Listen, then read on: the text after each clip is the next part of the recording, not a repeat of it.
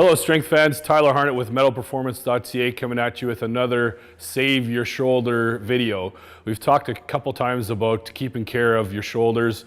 The main reason why is we're internally rotating a billion times a day, driving like this or eating like this, and then you come to the gym and most people's favorite exercises, the bench press and the arm curl, those are internal rotations under load. And we've talked about a couple strategies that can help you guys open up your shoulders.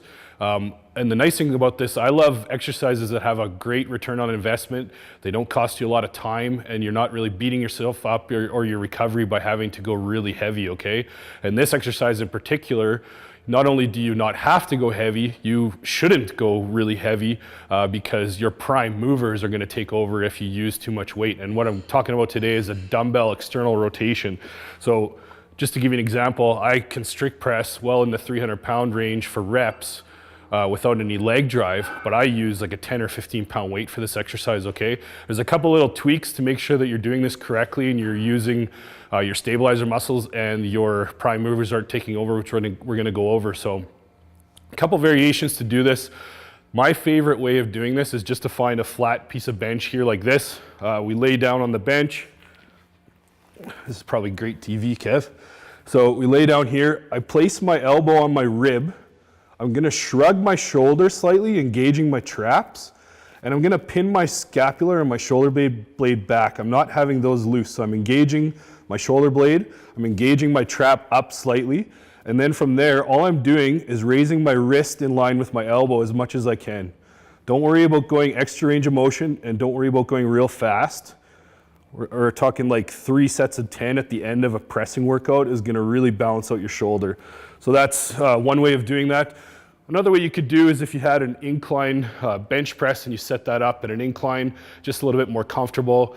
You could also set up a stack if you had a stack that you could put the handle halfway, and you could also do that external rotations. 2 ways to screw this up. First way is using too much weight, your prime movers taking over. You don't want to do that, guys. You meatheads out there, start with 5 pounds, 10 pounds, 15 pounds. I promise you, if you do 3 sets of 10 and you do this correctly, slowly, you engage your stabilizers and not your prime movers, your shoulder is going to be on fire. And if you recover from that and you get your stabilizers stronger, your bench press and your military press will go up. Your chance of injury will go down.